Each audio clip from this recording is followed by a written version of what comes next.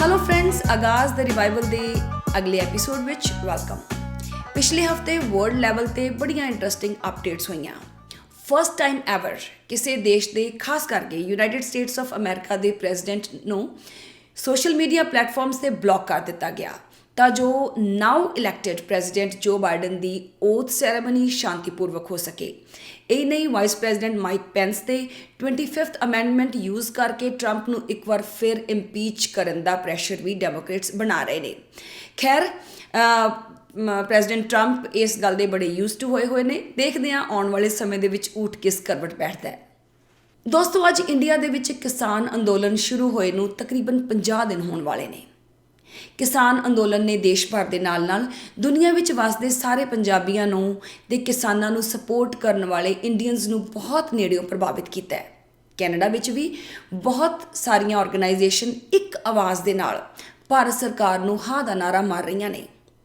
ਅੱਜ ਆਗਾਜ਼ ਵਿੱਚ ਸ਼ਾਮਿਲ ਕਰਦੇ ਹਾਂ ਪਾਸ਼ ਮੈਮੋਰੀਅਲ ਇੰਟਰਨੈਸ਼ਨਲ ਟਰੱਸਟ ਦੇ ਕਨਵੀਨਰ, ਇੱਕ ਅਗਾਂਹਵਧੂ ਸਾਹਿਤਕਾਰ ਜੋ ਕਿ 31 ਸਾਲਾਂ ਤੋਂ ਕੈਨੇਡੀਅਨ ਯੂਨੀਵਰਸਿਟੀਜ਼ ਦੇ ਵਿੱਚ ਕੰਪਿਊਟਿੰਗ ਸਾਇੰਸਿਸ ਪੜ੍ਹਾ ਰਹੇ ਨੇ। 2 PhD ਹੋਲਡਰਸ ਤੇ 2 ਮਾਸਟਰਸ ਡਿਗਰੀ ਹੋਲਡਰ ਨੇ ਤੇ ਹੁਣ ਤੱਕ ਉਹਨਾਂ ਦੀਆਂ 7 ਪੋਇਟਰੀ ਤੇ ਕ੍ਰਿਟਿਸਿਜ਼ਮ ਦੀਆਂ ਕਿਤਾਬਾਂ ਪਬਲਿਸ਼ ਹੋ ਚੁੱਕੀਆਂ ਨੇ। ਅੱਜ ਕੁਝ ਗੱਲਬਾਤ ਕਰਦੇ ਹਾਂ ਡਾਕਟਰ ਸੁਰਿੰਦਰ ਤੰਜਰ ਹੋਰਾਂ ਦੇ ਨਾਲ ਕਿ ਕਿਵੇਂ ਇੰਡੀਆ ਤੋਂ ਇੰਨੀ ਦੂਰ ਬੈਠੇ ਇਹ ਕਿਸਾਨ ਅੰਦੋਲਨ ਸਾਨੂੰ ਇੰਨੀ ਨੇੜੋਂ ਪ੍ਰਭਾਵਿਤ ਕਰ ਰਹੇ ਨੇ। ਤੰਜਲ ਸਾਹਿਬ, ਪ੍ਰੋਗਰਾਮ ਦੇ ਵਿੱਚ ਤੁਹਾਨੂੰ ਜੀ ਆਇਆਂ ਨੂੰ ਕਹਿੰਦੀ ਆ ਜੀ। ਮਿਹਰਬਾਨੀ ਸ਼ਿਖਾ ਜੀ। ਤੰਜਲ ਸਾਹਿਬ, ਸਭ ਤੋਂ ਪਹਿਲਾਂ ਤਾਂ ਮੈਂ ਤੁਹਾਨੂੰ ਇਹ ਪੁੱਛਣਾ ਚਾਹੁੰਦੀ ਹਾਂ ਕਿ ਪਾਸ਼ ਮੈਮੋਰੀਅਲ ਇੰਟਰਨੈਸ਼ਨਲ ਟਰੱਸਟ ਰਾਹੀਂ ਤੁਸੀਂ ਕੈਨੇਡਾ ਭਰ ਦੀਆਂ ਛੋਟੀਆਂ ਵੱਡੀਆਂ ਆਰਗੇਨਾਈਜੇਸ਼ਨਸ ਨੂੰ ਲਾਮਬੱਧ ਕਰਨ ਵਿੱਚ ਜੁੜੇ ਹੋਏ ਹੋ ਇਸ ਕਿਸਾਨ ਮੋਰਚੇ ਦੀ ਇੱਕ ਛੱਤ ਥੱਲੇ ਲਿਆਉਣ ਲਈ। ਇਹਦੇ ਬਾਰੇ ਥੋੜਾ ਜਿਹਾ ਸਾਡੀ ਆਡੀਅנס ਨੂੰ ਦੱਸੋ। ਸ਼ਿਖਾ ਜੀ, ਮੈਂ ਬਹੁਤ ਖੁਸ਼ ਹਾਂ ਤੁਸੀਂ ਗੱਲਬਾਤ ਦਾ ਜਿਹੜਾ ਸ਼ੁਰੂਆਤ ਹੀ ਹੈ, ਆਗਾਜ਼ ਜਿਵੇਂ ਤੁਹਾਡੇ ਪ੍ਰੋਗਰਾਮ ਦਾ ਨਾਮ ਹੈ, ਉਹ ਹੀ ਇੱਕ ਬੜੇ ਖੂਬਸੂਰਤ ਨੁਕਤੇ ਤੋਂ ਕਰ ਰਹੇ ਹੋ।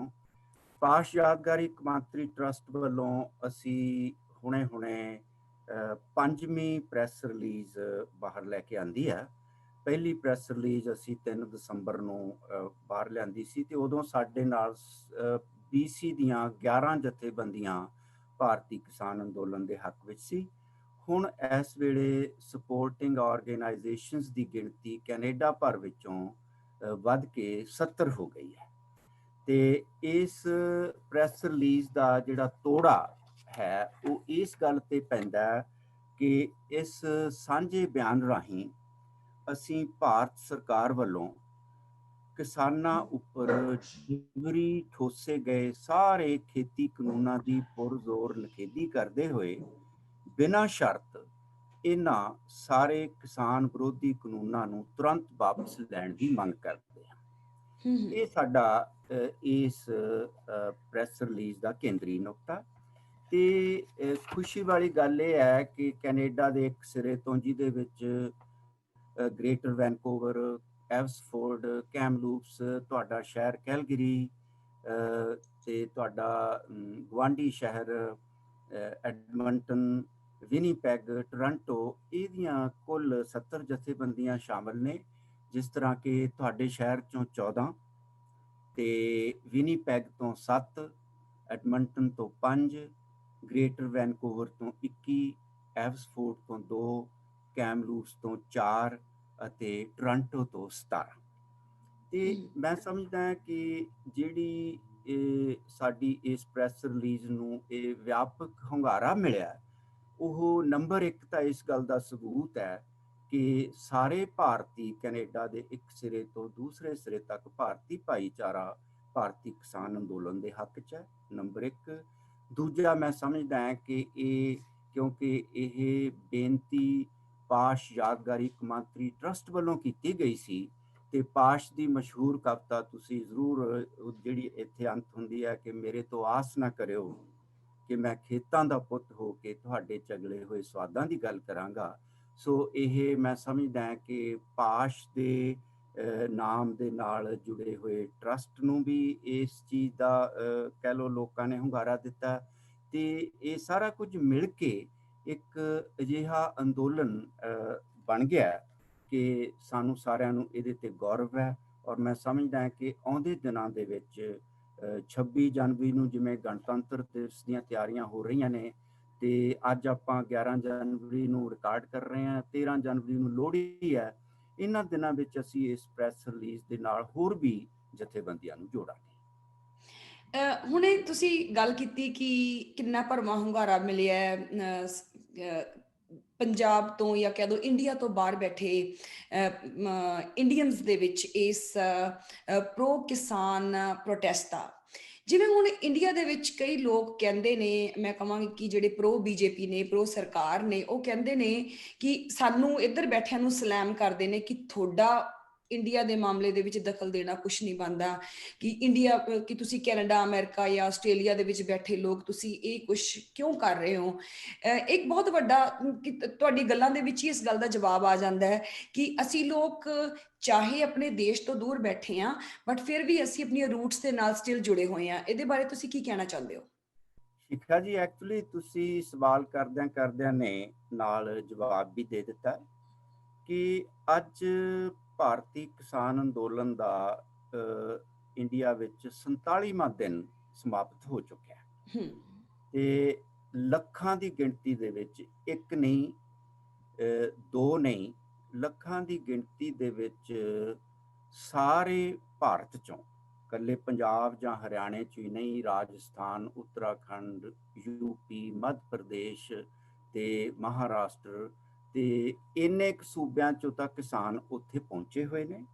ਬਾਕੀ ਭਾਰਤ ਦੇ ਜਿਹੜੇ 28 ਸੂਬੇ ਆ, ਉਹਨਾਂ ਦੇ ਵਿੱਚ ਹਰ ਸੂਬੇ ਦੇ ਵਿੱਚ ਆਪਣੀ ਆਪਣੀ ਜਗ੍ਹਾ ਖਾਸ ਕਿਸਮ ਦੇ ਪ੍ਰੋਟੈਸਟ ਹੋ ਰਹੇ ਨੇ। ਤੇ ਭਾਰਤ ਦੇ ਵਿੱਚ ਤਾਂ ਇਹ ਸਭ ਕੁਝ ਹੋ ਹੀ ਰਿਹਾ। ਕੈਨੇਡਾ ਦੇ ਵਿੱਚ ਵੀ, ਕੈਨੇਡਾ ਦੇ ਇੱਕ ਸਿਰੇ ਤੋਂ ਵੈਨਕੂਵਰ ਦੇ ਵਿੱਚ, ਟੋਰਾਂਟੋ ਵਿੱਚ ਕਾਉਂਸਲ ਜਨਰਲ ਦੇ ਦਫ਼ਤਰਾਂ ਦੇ ਸਾਹਮਣੇ ਮੁਜ਼ਾਹਰੇ ਹੋਏ ਨੇ। ਤੁਹਾਡੇ ਸ਼ਹਿਰ ਦੇ ਵਿੱਚ ਮੁਜ਼ਾਹਰੇ ਹੋਏ ਨੇ। ਐਡਮੰਟਨ ਦੇ ਵਿੱਚ ਪਾਰਲੀਮੈਂਟ ਬਿਲਡਿੰਗ ਦੇ ਸਾਹਮਣੇ, ਵਿਨੀਪੈਗ ਦੇ ਵਿੱਚ ਪਾਰਲੀਮੈਂਟ ਬਿਲਡਿੰਗ ਦੇ ਸਾਹਮਣੇ ਇਸ ਅੰਦੋਲਨ ਦੇ ਹੱਕ 'ਚ ਰੋਸ ਮੁਜ਼ਾਹਰੇ ਹੋਏ ਨੇ, ਜਿਨ੍ਹਾਂ 'ਚ ਵਿਦਿਆਰਥੀ ਵੀ ਸ਼ਾਮਲ ਨੇ, ਵਕੀਲ ਵੀ ਸ਼ਾਮਲ ਨੇ, ਸਮਾਜ ਸੇਵਕ ਜਥੇਬੰਦੀਆਂ ਵੀ ਸ਼ਾਮਲ ਨੇ, ਸੁਰਿੰਦਰ ਧੰਜਲ ਵਰਗੇ ਲੇਖਕ, ਅਧਿਆਪਕ, ਪ੍ਰੋਫੈਸਰ ਤੇ ਸਾਬਕਾ ਕਿਸਾਨ ਨੇਤਾ ਸਾਰੇ ਸ਼ਾਮਲ ਨੇ। ਜਿਹਦੇ ਵਿੱਚੋਂ ਸਾਡੇ ਸਾਹਮਣੇ ਇੱਕ ਨਿੱਕਾ ਜਿਹਾ ਨੁਕਤਾ, ਜਿਹੜਾ ਕਿ ਅਸਲ 'ਚ ਬਹੁਤ ਵੱਡਾ, ਉਹ ਸਾਹਮਣੇ ਆਉਂਦਾ ਹੈ ਕਿ ਕੀ ਇਹ ਸਾਰੇ ਦੇ ਸਾਰੇ ਜਿਹੜੇ ਲੋਕ ਨੇ, ਭਾਰਤ ਦੇ ਇੱਕ ਸਿਰੇ ਤੋਂ ਦੂਜੇ ਸਿਰੇ ਤੱਕ ਤੇ ਕੈਨੇਡਾ ਦੇ ਇੱਕ ਸਿਰੇ ਤੋਂ ਦੂਜੇ ਸਿਰੇ ਤੱਕ, ਕੀ ਇਹ ਸੱਚੀ ਮੁੱਚੀ ਬੇਵਕੂਫ ਨੇ ਤੇ ਬੀਜੇਪੀ ਦੇ ਸਮਰਥਕ ਮੋਦੀ ਭਗਤ ਉਹੀ ਸਿਆਣੇ ਹੋ ਗਏ? ਅਸਲ 'ਚ ਗੱਲ ਕੀ ਹੈ, ਜਿਹੜੀ ਕਿ ਉਹਨਾਂ ਨੂੰ ਵੀ ਪਤਾ ਕਿ ਬੀਜੇਪੀ ਦੀ ਜਿਹੜੀ ਸਰਕਾਰ ਹੈ, ਉਹ RSS ਦੀਆਂ ਜਿਹੜੀਆਂ ਰਾਸ਼ਟਰਵਾਦੀ ਤੇ ਫਿਰਕੂ ਨੀਤੀਆਂ ਨੇ, ਇਹ ਉਹਦੀ ਅਸਲ ਵਿੱਚ ਸਰਕਾਰ ਹੈ। ਤੇ ਉਹਨਾਂ ਦਾ ਇੱਕੋ ਇੱਕ ਏਜੰਡਾ ਹੈ ਕਿ ਭਾਰਤ ਨੂੰ ਸਿਰਫ ਤੇ ਸਿਰਫ ਹਿੰਦੂ ਬਹੁ ਗਿਣਤੀ ਦਾ ਰਾਸ਼ਟਰ ਬਣਾਇਆ ਜਾਵੇ। ਸੋ ਉਸ ਸਰਕਾਰ ਦਾ ਜਿਹੜਾ ਰਵੱਈਆ, ਉਹ ਘੱਟ ਗਿਣਤੀਆਂ ਵੱਲ, ਦਲਿਤ ਵਰਗ ਵੱਲ, ਕਿਸਾਨਾਂ ਵੱਲ, ਉਹ ਮਤਰੇਈ ਮਾਂ ਵਾਲਾ, ਲੇਕਿਨ ਅੰਬਾਨੀ, ਅਡਾਨੀ ਤੇ ਕਾਰਪੋਰੇਟ ਘਰਾਣਿਆਂ ਵੱਲ ਉਹਨਾਂ ਦਾ ਰਵੱਈਆ ਸਕੀ ਮਾਂ ਵਾਲਾ ਹੈ। ਅਸਲ ਨੁਕਤਾ ਇਹ ਹੈ ਕਿ ਸਾਰੇ ਦਾ ਸਾਰਾ ਜਿਹੜਾ ਭਾਰਤੀ ਮੀਡੀਆ, ਜਿਹਨੂੰ ਤਿਰਸਕਾਰ ਦੀ ਭਾਵਨਾ ਨਾਲ ਅਸੀਂ ਗੋਦੀ ਮੀਡੀਆ ਜਾਂ ਮੋਦੀ ਮੀਡੀਆ ਕਹਿੰਦੇ ਆ, ਉਹ ਕਿਉਂਕਿ ਬੁਰੀ ਤਰ੍ਹਾਂ ਨਾਲ ਵਿਕ ਚੁੱਕਿਆ, ਉਹ ਗਲਤ ਤਸਵੀਰ ਕਸ਼ੀ ਪੇਸ਼ ਕਰਦਾ ਹੈ ਇਸ ਕਿਸਾਨ ਅੰਦੋਲਨ ਦੀ। ਤੇ ਇਸ ਕਰਕੇ ਜਿਹੜੇ ਬੀਜੇਪੀ ਦੇ ਸਮਰਥਕ ਹੈ, ਉਹਨਾਂ ਤੇ ਮੈਨੂੰ ਕੋਈ ਹੈਰਾਨੀ ਨਹੀਂ ਕਿ ਉਹ ਆਪਣੀ ਅੰਨੀ ਭਗਤੀ ਦੇ ਅਧੀਨ ਉਹ ਇਹੋ ਹੀ ਗੱਲ ਕਹਿ ਰਹੇ ਨੇ ਤੇ ਕਹਿਣਗੇ। ਹੈਰਾਨੀ ਤਾਂ ਹੁੰਦੀ ਜੇ ਉਹ ਕਿਸਾਨ ਅੰਦੋਲਨ ਦੇ ਹੱਕ 'ਚ ਬੋਲਦੇ। ਤੇ ਸ਼ਿਖਾ ਜੀ, ਇਸ ਪੁਆਇੰਟ ਤੇ ਮੈਂ ਤੁਹਾਡਾ ਤੇ ਤੁਹਾਡੇ ਵਰਗੇ ਹੋਰ ਜਿਹੜੇ ਮੀਡੀਆ ਦੇ ਵਿੱਚ ਬੈਠੇ ਹੋਏ ਸਾਡੇ ਮਿੱਤਰ ਪਿਆਰੇ ਨੇ, ਚਾਹੇ ਉਹ ਰੇਡੀਓ ਦੇ ਵਿੱਚ ਨੇ, ਚਾਹੇ ਟੀਵੀ ਵਿੱਚ ਨੇ, ਤੇ ਚਾਹੇ ਉਹ ਅਖਬਾਰ ਨੇ, ਮੈਂ ਤੁਹਾਡਾ ਵਿਸ਼ੇਸ਼ ਤੌਰ ਤੇ ਧੰਨਵਾਦ ਕਰਦਾ ਕਿ ਤੁਸੀਂ ਜਿਹੜੀ ਮੋਦੀ ਮੀਡੀਆ ਦੇ ਉਲਟ ਇੱਕ ਲੋਕ ਰਾਏ ਲੋਕਾਂ ਦੇ ਸਾਹਮਣੇ ਲਿਆ ਰਹੇ ਹੋ, ਚਾਹੇ ਉਹ ਕੈਨੇਡਾ ਦੇ ਲੋਕ ਨੇ, ਚਾਹੇ ਭਾਰਤ ਦੇ ਲੋਕ ਨੇ, ਤੁਸੀਂ ਆਪਣਾ ਫਰਜ਼ ਅਦਾ ਕਰ ਰਹੇ ਹੋ। ਇਹਦੇ ਲਈ ਤੁਸੀਂ ਵਿਸ਼ੇਸ਼ ਧੰਨਵਾਦ ਦੇ ਹੱਕਦਾਰ। ਥੈਂਕ ਯੂ ਜੀ। ਇੱਕ ਮੈਂ ਤੁਹਾਡੇ ਤੋਂ ਹੋਰ ਪੁੱਛਣਾ ਚਾਹੁੰਦੀ ਹਾਂ, ਜਿਹੜਾ ਐਗਰੀਕਲਚਰ ਇਸ਼ੂ ਹੈ ਉਹ ਇੰਡੀਆ ਦੇ ਵਿੱਚ ਉਹ ਇੱਕ ਪ੍ਰੋਵਿੰਸ਼ੀਅਲ ਇਸ਼ੂ ਹੈ। ਤੁਹਾਨੂੰ ਕੀ ਲੱਗਦਾ ਹੈ ਕਿ ਸੈਂਟਰ ਦੀ ਸਰਕਾਰ ਨੇ, ਭਾਜਪਾ ਦੀ ਸਰਕਾਰ ਨੇ, ਮੋਦੀ ਦੀ ਸਰਕਾਰ ਨੇ ਕਿਉਂ ਇਸ ਪ੍ਰੋਵਿੰਸ਼ੀਅਲ ਇਸ਼ੂ ਨੂੰ ਫੈਡਰਲ ਇਸ਼ੂ ਬਣਾ ਕੇ ਇੰਟਰਵੀਨ ਕੀਤਾ ਤੇ ਇਹ ਸਾਰੀ ਸਿਚੁਏਸ਼ਨ ਕ੍ਰੀਏਟ ਕੀਤੀ?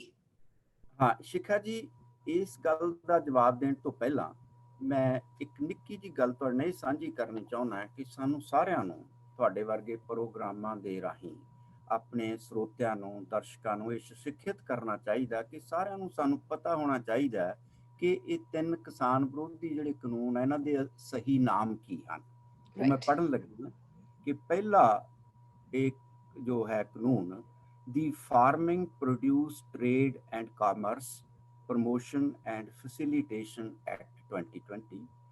ਦੂਜਾ ਹੈ ਦੀ farmers empowerment and protection agreement on price assurance and farm services act 2020। ਤੀਜਾ ਤੇ ਆਖਰੀ ਐਕਟ ਹੈ ਦੀ essential commodities amendment act 2020। ਸੋ ਸ਼ਿਖਾ ਜੀ, ਹੁਣ ਆਪਾਂ ਤੁਹਾਡੇ ਸਵਾਲ ਦੇ ਜਵਾਬ ਤੇ ਆਉਣੇ ਆ ਕਿ ਪਹਿਲੀ ਗੱਲ ਤਾਂ ਇਹ ਹੈ ਕਿ ਇਹ ਕਾਨੂੰਨ ਸਰਕਾਰ ਨੇ ਚੋਰਾਂ ਵਾਂਗ ਆਰਡੀਨੈਂਸ ਦੇ ਰੂਪ ਚ ਕਿਉਂ ਪੇਸ਼ ਕੀਤੇ 5 ਜੂਨ ਨੂੰ, ਜਦਕਿ ਬਹੁਤ ਸੰਮਤੀ ਵਾਲੀ ਸਰਕਾਰ ਉਹਨਾਂ ਦੀ, ਪਾਰਲੀਮੈਂਟ ਉਹਨਾਂ ਦਾ, NDA 'ਚ ਬਹੁਤ ਸੰਮਤੀ ਉਹਨਾਂ ਦੀ।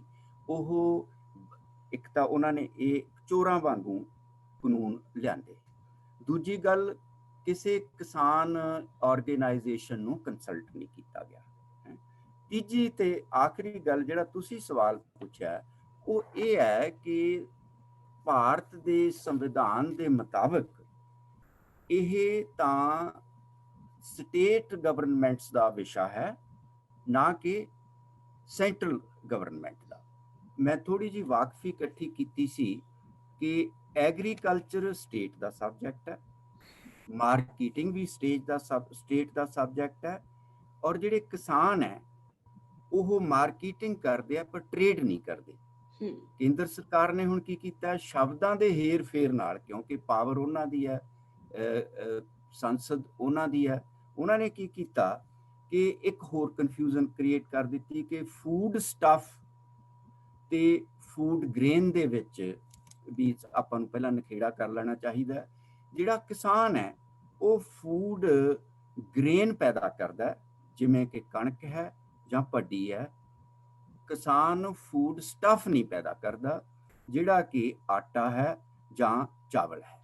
ਸੋ ਕੇਂਦਰ ਸਰਕਾਰ ਨੇ ਕੀ ਕੀਤਾ ਕਿ ਮਾਰਕੀਟਿੰਗ ਦੀ ਬਜਾਏ ਟ੍ਰੇਡ ਸ਼ਬਦ ਘੁਸੋੜ ਦਿੱਤਾ, ਫੂਡ ਗ੍ਰੇਨ ਦੀ ਬਜਾਏ ਫੂਡ ਸਟਫ ਸ਼ਬਦ ਘੁਸੇੜ ਦਿੱਤਾ, ਤੇ ਜਾਣਬੁੱਝ ਕੇ ਸਟੇਟ ਗਵਰਨਮੈਂਟ, ਸੂਬਾ ਸਰਕਾਰਾਂ ਦੇ ਆਧਾਰ ਖੇਤਰ ਚੋਂ ਖਿੱਚ ਕੇ ਕੇਂਦਰ ਸਰਕਾਰ ਦੇ ਅਧੀਨ ਸਾਜ਼ਿਸ਼ੀ ਢੰਗ ਨਾਲ ਇਹ ਕਾਨੂੰਨ ਪਾਸ ਕੀਤੇ ਨੇ। ਇਹ ਖੁਦ ਹੀ ਇਸ ਸਰਕਾਰ ਦੇ ਮੂੰਹ ਤੇ ਚਪੇੜ ਨੇ ਕਿ ਉਹਨਾਂ ਨੂੰ ਇਹ ਝੂਠ ਬੋਲਣ ਦੀ ਲੋੜ ਕਿਉਂ ਪਈ।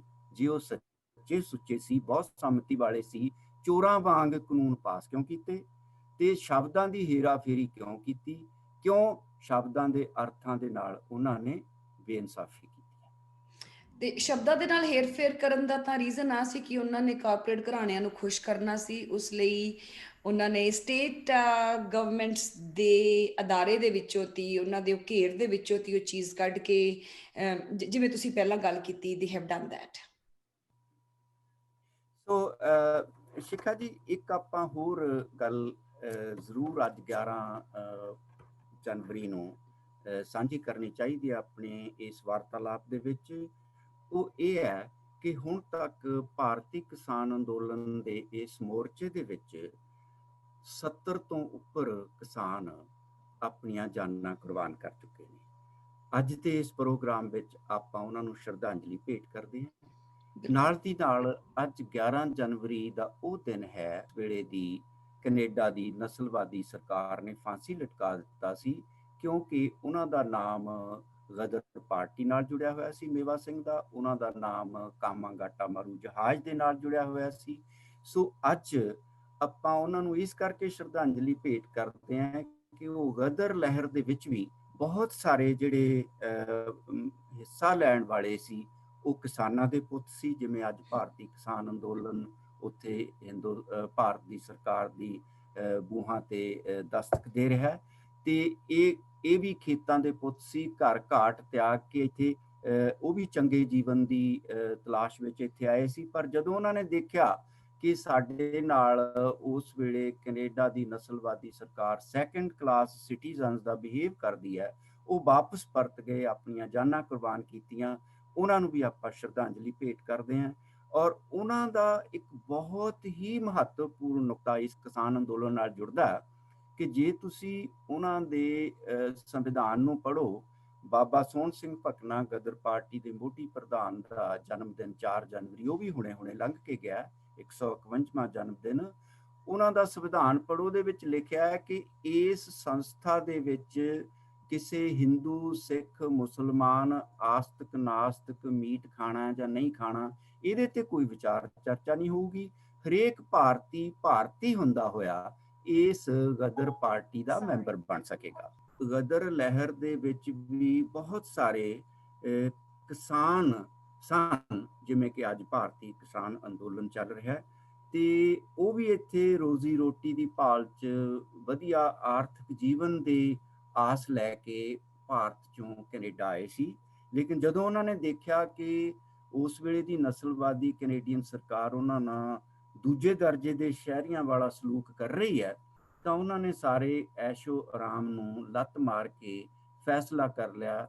ਉਸ ਕਾਫਲੇ ਦੇ ਵਿੱਚ ਸੋਹਣ ਸਿੰਘ ਭਕਨਾ ਵੀ ਸ਼ਾਮਲ ਸੀ, ਮੋਢੀ ਪ੍ਰਧਾਨ ਗਦਰ ਪਾਰਟੀ ਦੇ, ਜਿਹੜੇ ਕਿ ਜਿਨ੍ਹਾਂ ਦਾ ਜਨਮ ਦਿਨ ਹੁਣੇ 4 ਜਨਵਰੀ ਨੂੰ 151ਵਾਂ ਜਨਮ ਦਿਨ ਲੰਘ ਕੇ ਗਿਆ। ਕਰਤਾਰ ਸਿੰਘ ਸਰਾਭਾ ਵੀ ਸ਼ਾਮਲ ਸੀ ਤੇ ਅਨੇਕਾਂ ਹੋਰ ਗਦਰੀ ਸ਼ਾਮਲ ਸੀ।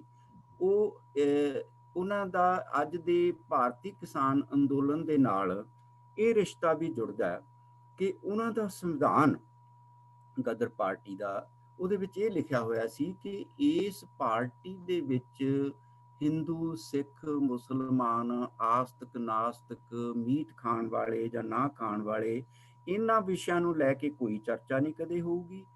ਹਰ ਭਾਰਤੀ ਹੁੰਦਾ ਹੋਇਆ, ਹਰ ਇਨਸਾਨ ਹੁੰਦਾ ਹੋਇਆ ਇਸ ਪਾਰਟੀ ਦਾ, ਗਦਰ ਪਾਰਟੀ ਦਾ ਮੈਂਬਰ ਬਣ ਸਕੇਗਾ। ਜਿਹੜੀ ਕਿ ਝਲਕ ਸ਼ਿਖਾ ਜੀ ਮੈਨੂੰ ਇਸ ਭਾਰਤੀ ਕਿਸਾਨ ਅੰਦੋਲਨ ਦੇ ਵਿੱਚੋਂ ਆ ਰਹੀ ਹੈ ਕਿ ਇਸ ਕਿਸਾਨ ਅੰਦੋਲਨ ਦੇ, ਜੇ ਤੁਸੀਂ ਮੈਨੂੰ ਪੁੱਛੋ ਭਾਰਤੀ ਕਿਸਾਨ ਅੰਦੋਲਨ ਦੇ ਕਿ 3-4 ਜਿਹੜੇ ਮੁੱਖ ਜਿਹੜੀਆਂ ਪ੍ਰਾਪਤੀਆਂ ਉਹ ਕੀ ਨੇ, ਤਾਂ ਮੈਂ ਕਹਾਂਗਾ ਕਿ ਸਭ ਤੋਂ ਪਹਿਲਾਂ ਇਸ ਕਿਸਾਨ ਅੰਦੋਲਨ ਨੇ ਸੂਬਿਆਂ ਤੋਂ, ਧਰਮਾਂ ਤੋਂ, ਬੋਲੀਆਂ ਤੋਂ, ਜਾਤ-ਪਾਤ ਤੋਂ ਤੇ ਫਿਰਕਾ ਪ੍ਰਸਤੀ ਤੋਂ, ਇਲਾਕਾਵਾਦ ਤੋਂ, ਸੂਬਾਈ ਪਾਰਟੀਆਂ ਤੋਂ ਉੱਪਰ ਉੱਠ ਕੇ ਨਿਰੋਲ ਭਾਰਤੀ ਏਕਤਾ ਦਾ ਸਬੂਤ ਦਿੱਤਾ। ਇਹ ਸਾਡੀ ਬਹੁਤ ਵੱਡੀ ਜਿੱਤ ਹੈ ਉਸ ਕਿਸਾਨ ਅੰਦੋਲਨ ਦੀ। ਔਰ ਤੇ ਨਾਲ ਹੀ ਦੱਸਣਾ ਚਾਹੁੰਦੇ ਕਿ ਮੈਂ ਇਸ ਗੱਲੋਂ ਬਹੁਤ ਜ਼ਿਆਦਾ ਮੈਂ ਹੈਰਾਨ ਆ ਕਿ ਜਦ ਕਿ ਇਹਨਾਂ ਦੀ ਆਪਸ ਦੇ ਵਿੱਚ ਕੋਈ ਉਸ ਤਰੀਕੇ ਦੀ ਗੱਲਬਾਤ ਨਹੀਂ ਸੀ ਹੋਈ, ਬਟ ਬਿਸਾਈਡ ਦੈਟ ਇਹ ਜਿਹੜੀ ਅੰਦੋਲਨ ਹੈ ਆ ਇੰਨਾ ਜ਼ਿਆਦਾ ਆਰਗੇਨਾਈਜ਼ਡ ਅੰਦੋਲਨ ਬਣਿਆ ਕਿ ਜਿਵੇਂ ਇੱਕ ਝੰਡੇ ਦੇ ਥੱਲੇ ਦੇ ਆਲ ਆਰ ਸਿਟਿੰਗ ਦੇਅਰ ਤੇ ਸਾਰੇ ਜਿਹੜੇ ਗੁੱਡ ਨੋਰਮਸ ਨੂੰ ਫੋਲੋ ਕਰ ਰਹੇ ਨੇ। ਮੈਨੂੰ ਲੱਗਦਾ ਸ਼ਾਇਦ ਆ ਵੀ ਗੱਲ ਡਿਪੈਂਡ ਕਰਦੀ ਹੈ। ਇਸ ਗੱਲ ਤੇ ਮੈਂ ਆ ਰਿਹਾ ਕਿ ਪਹਿਲਾ ਨੁਕਤਾ ਹੈ ਇਹਨਾਂ ਦੀ ਸਾਰੇ ਵਿਤਕਰਿਆਂ ਤੋਂ ਉੱਪਰ ਉੱਠੀ ਹੋਈ ਏਕਤਾ।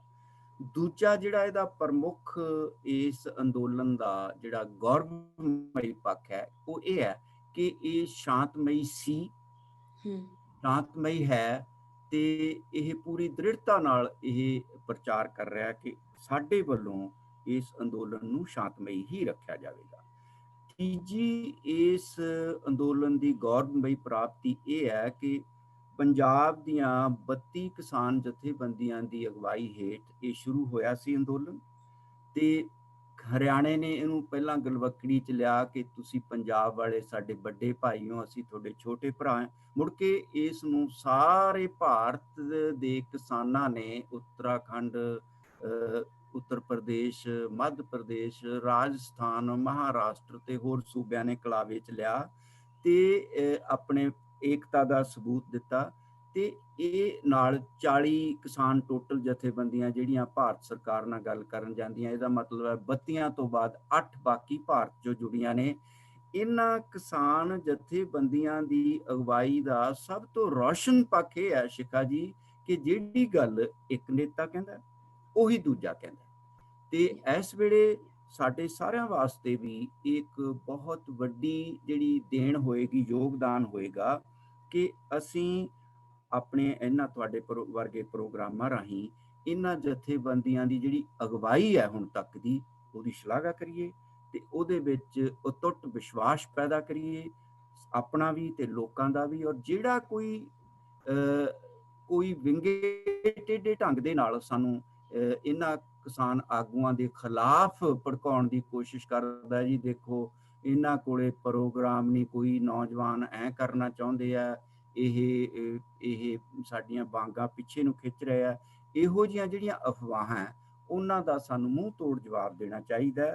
ਤੇ ਸਾਨੂੰ ਕਿਸੇ ਵੀ ਤਰ੍ਹਾਂ ਦੀਆਂ ਹਕੂਮਤੀ ਚਾਲਾਂ, ਜਿਹੜੀਆਂ ਕਿ ਹਕੂਮਤ ਦੀ ਸਿੱਕੇਬੰਦ ਨੀਤੀ ਹੁੰਦੀ ਹੈ ਡਿਵਾਈਡ ਐਂਡ ਰੂਲ ਦੀ, ਕਿ ਸਾਨੂੰ ਸਾਰਿਆਂ ਨੂੰ ਚੇਤਨ ਰਹਿਣ ਦੀ ਲੋੜ ਹੈ ਕਿ ਸਰਕਾਰ ਕੋਲੇ enormous amount of defense services, ਖੁਫੀਆ ਏਜੰਸੀਆਂ, paramilitary forces, border security forces, ਹੁਣ ਤੱਕ ਪਤਾ ਨਹੀਂ ਉਹ ਕਿਵੇਂ ਨਾ ਕਿਹੜੇ ਰੂਪਾਂ ਰਾਹੀਂ ਇਸ ਅੰਦੋਲਨ ਦੇ ਵਿੱਚ ਘੁਸਪੈਠ ਕਰ ਚੁੱਕੀ ਹੋਊਗੀ।